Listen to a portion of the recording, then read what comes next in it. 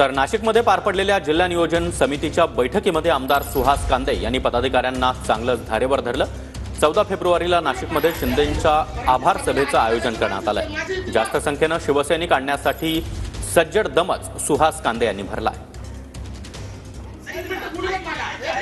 परंतु सभेला अजयदादाचे माणसं दिलं माझे दिला एकदा शिंदे साहेबांची सभा जी अजयदादाची आम्ही जरी याला सगळ्यात तयारी पंचायत झाले काल परवापासून ते बंद झालं पाहिजे। अरे घरोघरी मातीच्या चुली असतात, बस भांड्याला भांडे लागले आवाज येत असतात, पण ज्यावेळेला पक्षावरती ज्यावेळेला पक्षावरती कुठली वेळ असते, पक्षाला गरज असते, त्यावेळेला सगळ्यांनी एक संघटना। परंतु सभेला अजयदादाचे माणसं दिलं माझे दिला एकदा शिंदे साहेबांची सभा जी अजयदादाची आम्ही जरी याला सगळ्यात तयारी पंचायत झाले काल परवापासून ते बंद झालं पाहिजे।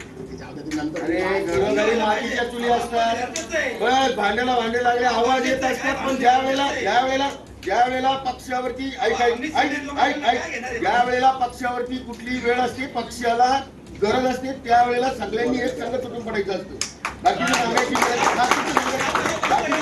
बाकीचं सांगायची गरज नाही।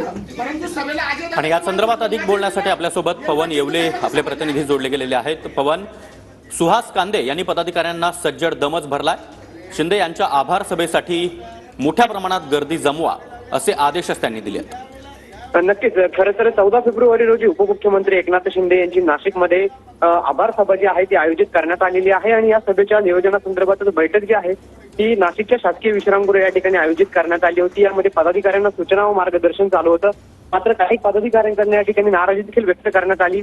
पदाधिकाऱ्यांना कमीत कमी 2000 कार्यकर्ते जे आहेत ते सभेसाठी आणावे अशा पद्धतीचं आव्हान जे आहे ते आमदार सुहास कांदे यांच्याकडून करण्यात आलं। एक प्रकारे सज्जड दम जो आहे तो आमदार सुहास कांदे यांच्याकडनं देण्यात आलेला आहे आणि यावेळी काही पदाधिकाऱ्यांनी देखील नाराजी जी आहे ती व्यक्त केली। या ठिकाणी नक्कीच पवन, धन्यवाद या माहितीसाठी।